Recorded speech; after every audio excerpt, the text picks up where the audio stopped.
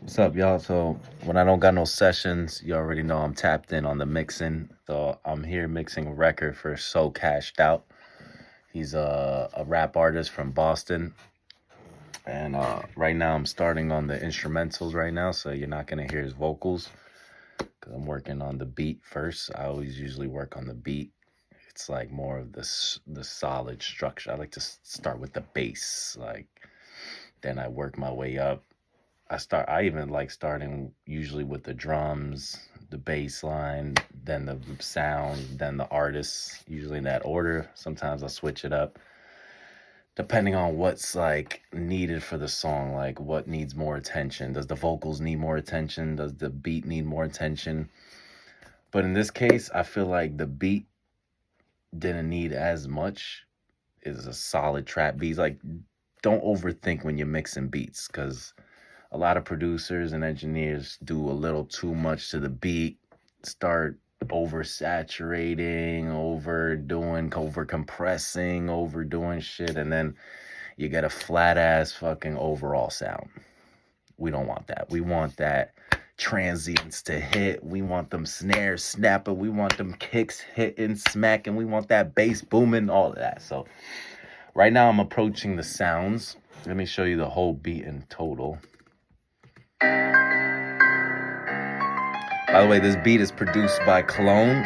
Real good guy, my boy. Been friends with him for a while. Super nasty with the trap beats. If you ever need a trap beat, hit up Clone.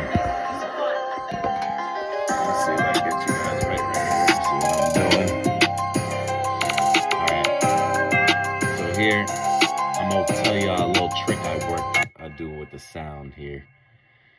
So I'm gonna just mute his drums and the 808, and we just gonna hear what's going on with sounds only, like melodies, like the pianos and the arpeggiators and the flutes and the synthesizers, all that. So here we go. Everything that's in purple, I gotta organize where those are just sounds, like not drums, not 808s. So I learned this from a really dope engineer named Jason Joshua.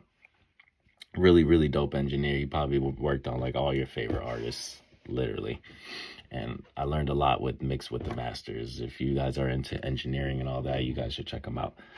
But check this out. So I throw on a blue patch because I don't have this plugin of this VST for Pro Tools. This right here, let me show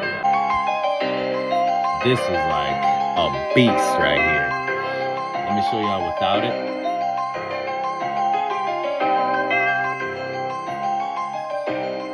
With it. Like, it got a little noise to add to the sound, and it throws a little wobble effect. As you can see, it's wobbling the sound a little bit more, giving it like a stereo width feel, a little cool effect. And the distortion, add a little bit of distortion going through a tube pair. Hear that difference? Wow, just like everything that I'm doing is like a slight touch, like very light. Like you don't want to overdo nothing. Like engineering, mixing and mastering, everything's touched lightly, because you're gonna be doing so many things throughout your mix. You're gonna be lightly touching everything, which at the end is an overall huge big difference. When you touch too much of everything, you overdo it every time. Always happens to me, man. I always gotta tell myself, yo, lightly touch it. If you do something, I would say bring it back halfway from what you thought it was, because you might be overdoing it. So here, this, I don't know if you can hear the difference without.